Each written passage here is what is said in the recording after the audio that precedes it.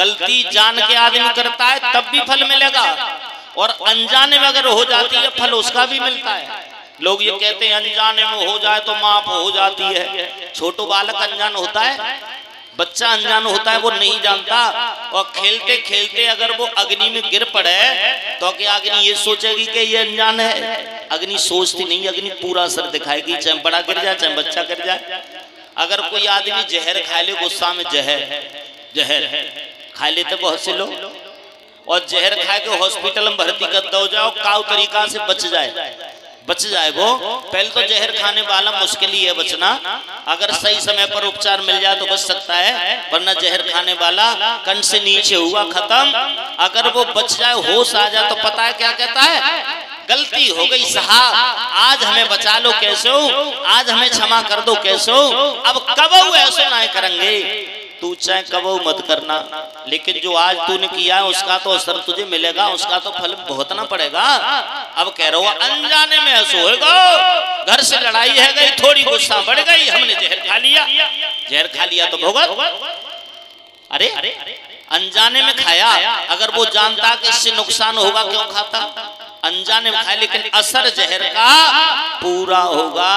गलती जान के की है तब भी फल मिलेगा, अनजाने में हो जाए तब भी उसका फल मिलेगा। बोलो गोविंद भगवान की। तो भक्तों, हमें इस दुनिया में आकर के थोड़ा थोड़ा समय उस सच्चिदानंद स्वाधीन ब्रह्म को जरूर देना चाहिए। सुबह शाम ज्यादा ना दे पाओ, सुबह शाम एक एक दो दो घंटा का, ये तो बहुत हो जाएगा, 10-20 मिनट, 50 मिनट, 1 घंटा, आध घंटा, लेकिन जरूर समय उस ईश्वर को हमें देना चाहिए। और आप लोग विचार करो कि हम तो स्नान ही नहीं कर पाएंगे, भगवान को भजन कैसे करेंगे?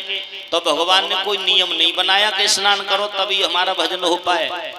भगवान ने रूप रंग का, जात पाती का, पढ़ाई लिखाई का, कपड़े लत्ते का, खान पान का कोई संबंध अपने यहाँ पर नहीं रखा है। अगर भगवान के यहाँ पर पढ़ाई लिखाई का संबंध होता, क्या जो ग्रेजुएट है, पोस्ट ग्रेजुएट है, double MA, double BSc, double MA, English से, अंग्रेजी, संस्कृत जिससे भी किया है, उसी को भगवान का भजन करने का अधिकार है। तो गजराज जो था हाथी, एक खोटा शब्द भी नहीं पड़ा था, केवल गो शब्द बोला था उसने, और भगवान तुरंत पहुंच गए। बिंद बाद में कहा था, कितना पढ़ा लिखा था। तो भगवान जात बिरादरी जरूर देखते होंगे, उच्च कुल में जन्म लेने वाला होना चाहिए। अगर भगवान जात बिरादरी देखते तो गीतराज पक्षी था, सबसे निकृष्ट पक्षियों में पक्षी होता है जो मरे हुए मांस को खाता है, गीत। प्रभु श्री राम ने उसकी क्रिया अपने हाथों से की है। भगवान रूप रंग नहीं देखते, शिवरी का कल्याण प्रभु श्री राम ने किया। भगवान जात बिरादरी रूप रंग, और भगवान ये भी नहीं देखते तुम्हारे पास कितनी संपत्ति है, तो कुछ तो देखते होंगे भगवान। भगवान केवल एक चीज देखता है, आपका प्रेम कैसा है, आपका भाव कैसा है।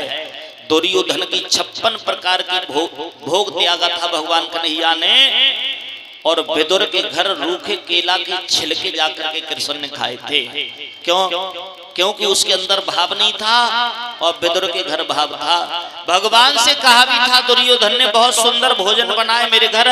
भगवान ने साफ कह दिया, दुर्योधन भोजन 2 परिस्थितियों में किया जाता है, या तो भोजन करने वाले के पेट में भूख लग रही हो, उल्टा सीधा कैसा भी मिल जाए बहुत आनंद देता है, और दूसरा भोजन खिलाने वाले के दिल में भाव हो, मेरे पेट में भूख नहीं है और तेरे दिल में खिलाने का भाव नहीं है, भोजन करूंगा कहां से।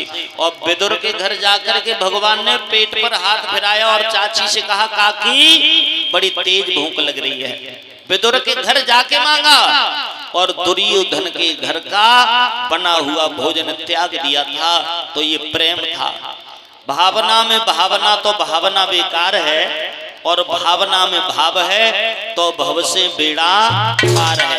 भगवान के लिए भाव होना चाहिए, भगवान के लिए प्रेम होना चाहिए। सुबह शाम सर पे कपड़ा डाल के भजन करना चाहिए, थोड़ा बहुत समय देकर।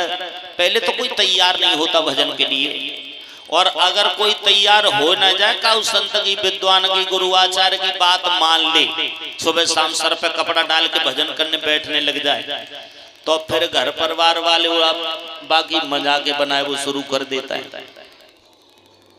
पर भजन करे घर परिवार वाले को मालूम पड़ जाए तो घर परिवार वाले फिर उनकी मजाक झाड़ वो शुरू कर देता है। और दूसरे लोगों से जाके कहते हैं तुम्हें मालूम है हमारे घर में को भगत जी पैदा है हुआ भगत जी। तो 2-4 दिन तो बेचारे भजन करेंगे मन लगा कर, और 2-4 दिन के बाद भजन करना बंद। जब तक होए न भक्त की हांसी और तब तक भक्त होए न साची। भक्ति में आनंद तो जब ही आता है जब भक्त की हंसी बनाई जाती है। और जिसने अपनी जिंदगी में 2 बातें सीख ली ना उसका दुनिया में कोई कभी बाल बांका नहीं कर सकता। एक तो आदमी को बात करने की तहजीब आ जाए, किसके साथ कैसे बात की जाएगी, और दूसरा आदमी झुकना सीख जाए। अगर ये दोनों बातें सीख ली ना तो उसकी उम्र दूनी हो जाती है। बोल गोविंद भगवान की। कथा रुक्मिणी के बारे में आप सुन रहे थे। भगवान कन्हैया बलराम ने कंस का वध करने के बाद में उज्जैन में अवंतीपुर नाम के नगर में गए, विद्या अध्ययन किया। 64 दिन में 64 विद्याएं कलाएं सब सीखी है। भगवान कृष्ण ने मथुरा में आकर के उद्धव को वृंदावन भेजा। 7 महीना रुक करके आए उद्धव। गोपियों के प्रेम में ऐसे फंस गए कि 1 घंटे का वादा किया, 7 महीना में लौट पाए थे। 7 महीना में लौटे। उसके बाद में जरासंध ने 17 बार मथुरा पर चढ़ाई की। अरे ठीक है लल्ला, हाँ बैठो रहिए, नते पापा तो कह देंगे बैठो रहिए। भक्तों सुखदेव ने बताया 17 बार चढ़ाई की, 18वीं बार महात्माओं की सेना लेकर के गया तो भगवान को मथुरा छोड़नी पड़ी है। अब ये जरासंध क्या है? जरासंध है बुढ़ापा। अगर बुढ़ापे में कोई आदमी 17 बार बीमार हो जाए तो बच सकता है, और 18वीं बार अगर कोई बीमार हो गया तो कितनी भी डिग्रियों वाले डॉक्टर से दवा दिलवा लेना उसे कोई बचा नहीं पाएगा। क्यों?